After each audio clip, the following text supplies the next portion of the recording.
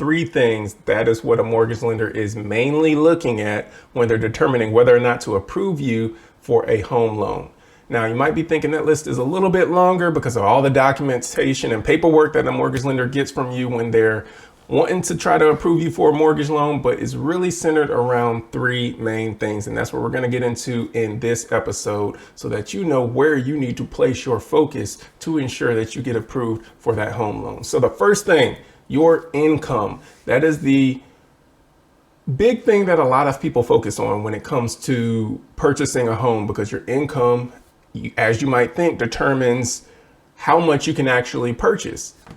I would actually venture to say that the next two items that I'm going to talk about are actually what determine how much you can purchase in a home. But your income is important. But how is a mortgage lender looking at your income? They're not so much looking at your income in terms of how much do you make every single month and are you above a threshold. They're actually more or less looking at your income to determine what other documentation they're going to need from you. What type of income do you have? Are you salary? Are you hourly, or are you self-employed? Depending on the type of income you have, this is letting a mortgage lender know the risk level that you're at, because the mortgage and the finance industry is a risk-based industry, and mortgage lenders want to lend money to low-risk home buyers that have a high probability or high likelihood of paying back the debt on time every single month. So with that, a mortgage lender wants to say, okay, are you a salary employee? Because mortgage lenders love salary employees. They know exactly what you're going to make every single month. If you're hourly, that's not bad as well. Mortgage lenders just going to have to do a little bit of work to see how much on average have you made over the last couple months and how much on average have you worked? How many hours on average do you work every week? That way they can determine going forward about what you're going to be making every single month based on the number of hours that you usually work from week to week to week. So that's how a mortgage lender is looking at your income. If you're self-employed, if you're 1099 or independent contractor, mortgage lenders consider that to be self-employed as well. And when they're looking at self-employed, this is how mortgage lenders view self-employment as being of the higher risk level. The reason is because there are a lot of self-employed individuals who their income fluctuates so much. You might be an entrepreneur and you have a really great year, and then the next year your income drops more than 20%. And then you have another good year and then it drops again, and your income looks like a roller coaster. There's no consistent increase in your income. There's no consistent, even if it's not an increase, it's not even steady from year to year to year. With a lot of entrepreneurs and self-employed individuals, it just goes up and down and up and down. And that's not something that a mortgage lender likes to see when they're thinking about loaning you hundreds of thousands of dollars to be able to purchase a home.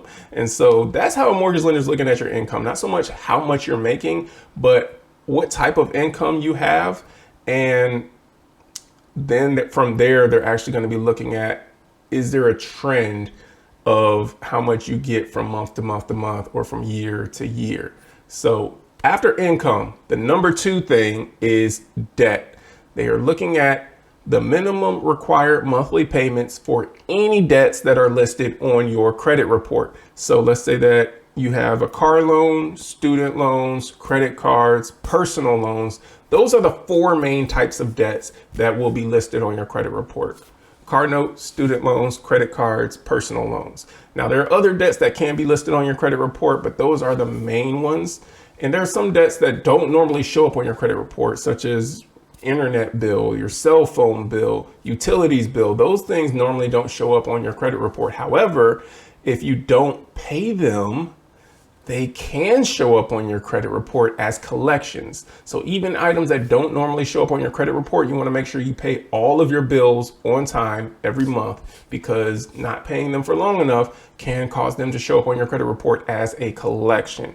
And that's not something that you want, because that's going to drastically drop your credit score. So when it comes to debt, mortgage lenders are looking at the minimum income, the minimum payment required for the debt. There's some people that have a couple $100,000 worth of student loans and they think, oh, I can't purchase a home. However, that could not be further from the truth, because there is what's called an income-based repayment plan that you can put in place where now, even though that you have a couple $100,000 worth of student loans, you might only be obligated to pay $100 a month, $200 a month. And that's all that the mortgage lender cares about. They don't care about the couple 100,000. They care about the $100, $200 a month that you actually have to pay on those student loans. And I'll drop a link in the description. I actually did a live broadcast recently, specifically speaking to how you can purchase a home with student loans, regardless of how much student loan debt you have. So make sure that you check the description so that you can click the link and watch that video if you are carrying student loan debt. I will say this one last thing about student loans though. If you've got federal student loans, you need to make sure that they are all caught up before you try to go and purchase a home, because one of the criteria for getting an FHA loan, an FHA loan is a loan that is insured by the government. One of the criteria is they're going to ask, are you delinquent on any federal debt? If you've got government student loans, federal student loans, that is government debt. And if you're delinquent on that, meaning that you owe them money that you haven't paid, not saying that you have a student loan balance, but if you were supposed to make, let's just say, payments that you haven't made and you're behind, you're delinquent on your student loans, that's something that can stop you from being able to purchase a home, because the government's not going to insure a loan for you to purchase a home if you already haven't paid them or you're delinquent on other debt with them as well. So you want to make sure at least your payments with your student loans are caught up. But again, check the link in the description. I get more in depth in terms of how you can purchase a home when you have student loans as well. But that's what a mortgage lender is looking at. If you got credit cards, they're not looking at, oh, you've got a $10,000 balance on your credit card. They're looking at what is the minimum required monthly payment for that credit card. It might only be $130 a month or $230 a month. So that's what they care about, is the minimum required monthly payments. And that's something that can really help you out as well. Now, I'm not saying that you should just carry these large balances, because mortgage lenders can look at that and utilize that to determine whether or not you are financially responsible. If your credit cards are always maxed out, that might be an indication that you're already living above your means. And now you're trying to go to them and add a house on top of that. Because if you make such an X amount of dollars, but your credit cards are charged up, your credit cards are you spending money that you don't have. That's not your money. So if they're always maxed out, then that's an indication of you living, this is your means of where you work or what you make. And then now you're living up here with maxed out credit cards. There's a lot of space in here where, okay, something needs to get cut out in order to bring you down below your means, or we need to increase your income to match your lifestyle that you're trying to live. A quick note about that lifestyle, but I'll save that to the end. But that's how a mortgage lender is looking at your debt. So your income is number one. They want to look at the type of employment that you have. They also want to know how long you've been working on that job. That's key when it comes to your income as well. That I didn't mention, is that they want to know how long you've been there. If you've been self-employed for less than, let's say less than a year, it's probably going to be really hard or close to impossible for you to be able to get qualified to purchase a home, because you just have not had enough time working as a self-employed or as an entrepreneur for a mortgage lender to make the determination of how much money you're making and how well you're going to be doing with income on any consistent basis. So they want to know the type, but they also want to know the length of how long you've actually been there. And then the second thing, your debt, they care about the minimum required monthly payments. And there are things that you can do to decrease that minimum required monthly payment. Not so much the overall debt, but the minimum required debts. Now, the most important thing, number three, the most important thing that a mortgage lender is going to look at is your credit. Credit can get you so much further than your debt and your income. There are individuals who make little money, carry some debt, but have amazing credit, and they can still get qualified to purchase a home. Meanwhile, there are individuals who make $150,000, $200,000 a year who cannot qualify to purchase a home because their credit sucks. This is a risk-based industry.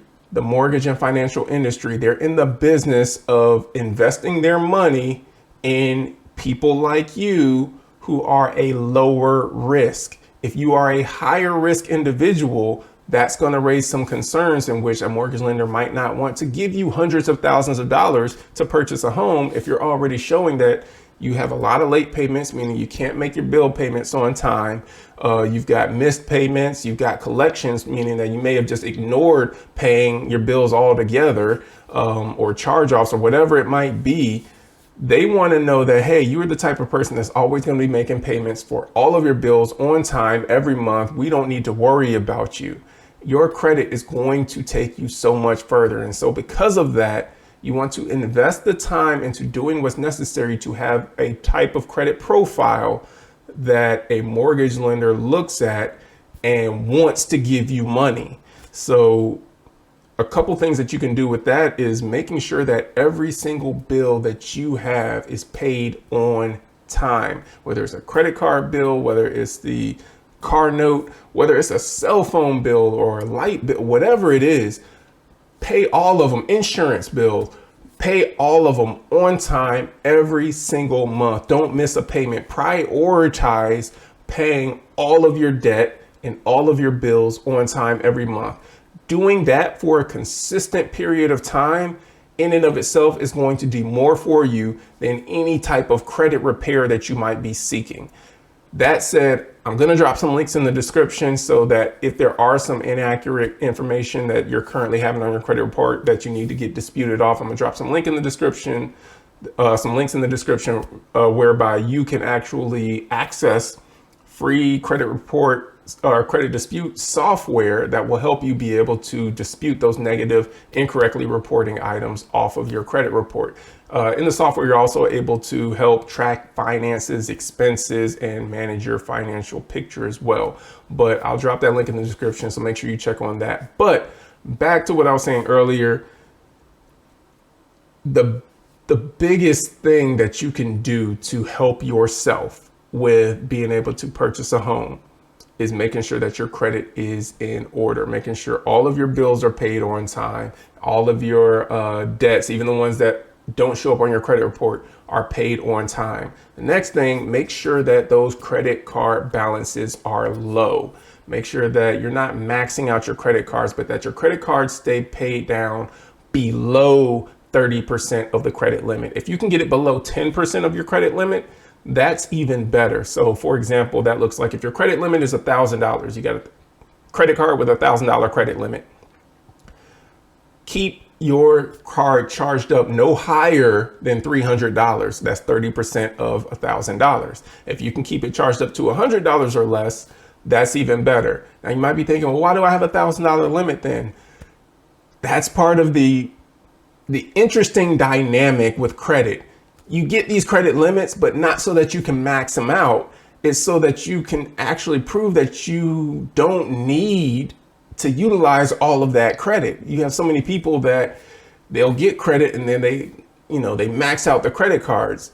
And then that's something that's going to end up hurting your credit score. And it shows to a mortgage lender when they're pulling your credit report and they're saying, oh, you've got maxed out credit cards. One, is hurting your credit score, but two, it's showing that you're living well above your means. So keep those credit card balances paid down below 30% of the limit, ideally below 10, but at least below 30.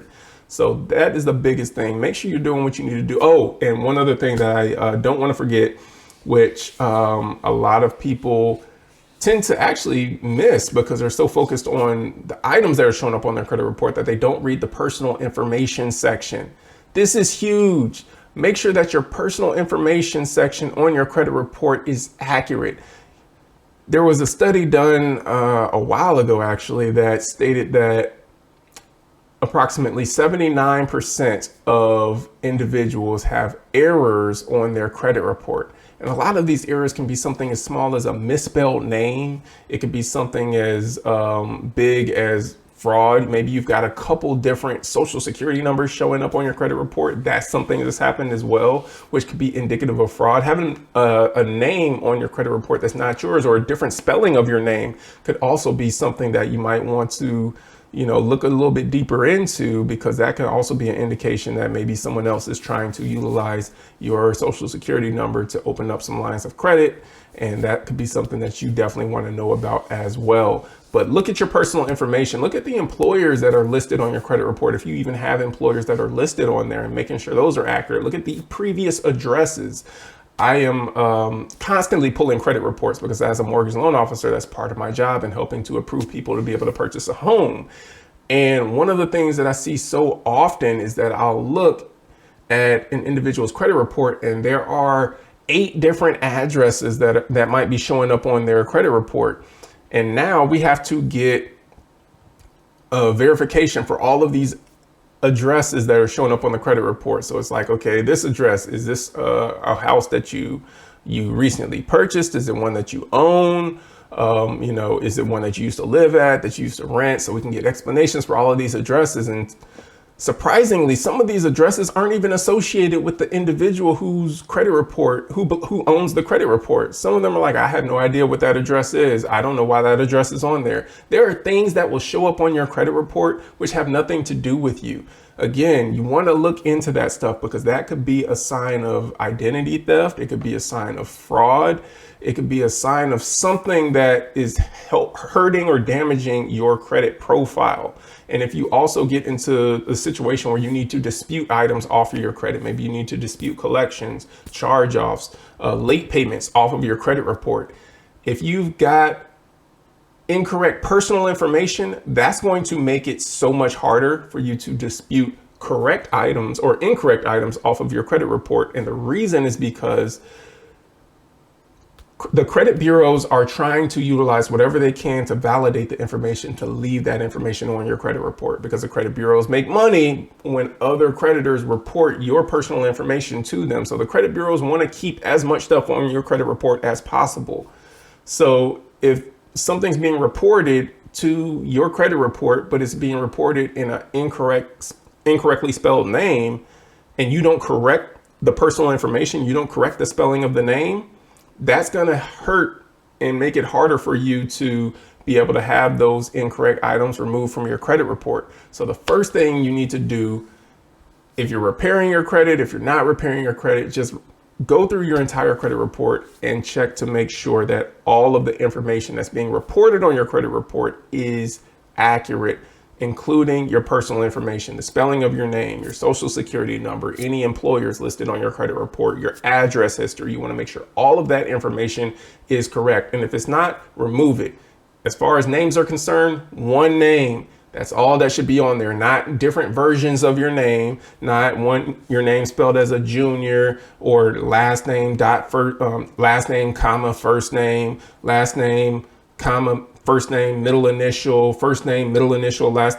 You don't need all of these variations. Remove all of them except for one, the one that you go by, which can be verified based on your identification, whether it be a driver's license or a social security card or whatever.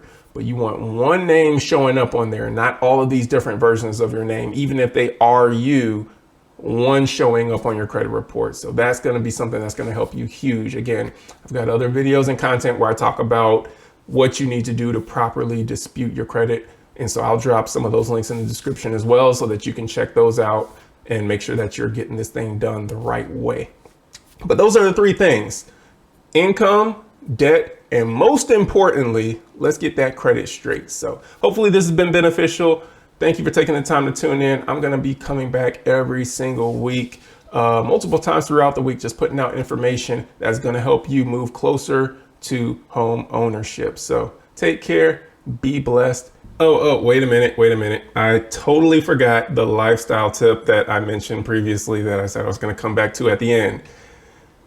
If you are not a fan of tough love, you don't like hearing hard things, you might want to go ahead and skip past this part. But if you have thick skin and you can hear some tough words, it is coming from a place of love. Stop spending your money on stupid stuff that is not pouring value into your life. And I'm not saying that to individuals who have the money to just lavishly spend on whatever they want to spend it on to live the life of luxury or whatever it is that they want to spend the money on. I'm speaking specifically to individuals who don't pay their bills on time, individuals who don't have a solid financial foundation on which to build a life that is generating wealth, that is creating income, that is helping them to build a financial fortress, if you will. Those are the individuals that I'm speaking to. There are a lot of people that spend money on things that will make them look good, things that will make them feel good, things that, experiences in life. However, when you look at the other side of that coin, the other side of their life, their finances are a mess. They don't have the money for the necessities of life. They're maxing out credit cards because their actual income can't support the lifestyle that they want to display to everyone on social media that they actually live. That is not what you want to do right now with your money if you're not in the place where you can just spend money like that. You want to first get yourself in a place where you are on a solid financial foundation. And on top of that foundation is where you want to start building the habits that help you create the generational wealth that's going to really allow you to obtain the life that you want to live. So I know it's hard to hear, but a lot of the things, take inventory. Take inventory of the things that you currently spend all of your money on, because I'm willing to bet 9 times out of 10, you probably don't track your expenses. And if you were to track your expenses, you would probably find out that, man, there's a lot of stuff that I spend. Starbucks gets a lot of my money, or whatever your favorite clothing line or jewelry or perfume or whatever it is, gets a lot of your money. And that money is very possible could be better invested in something that is appreciating over time. For example, investing your time into building a solid financial foundation that will allow you to be able to purchase a home, which is an appreciating asset. That's something that's going to help you grow over time in wealth.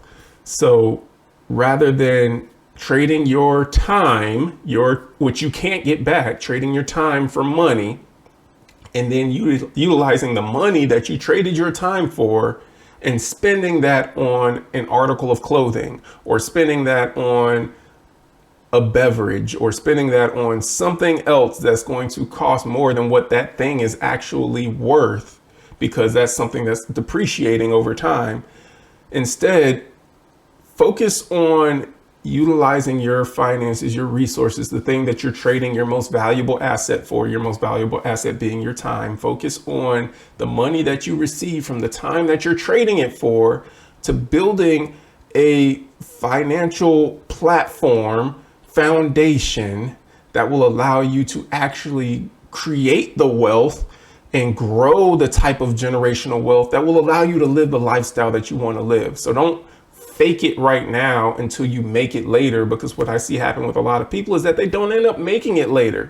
They end up drowning in debt. They end up, in a situation where they're considering declaring bankruptcy. They end up in all these other situations. But if you look at their life on social media, it's looking like, oh, they're living a great life. They're living an amazing life because they're going to this place. They're taking this trip. They're doing this. They're doing that.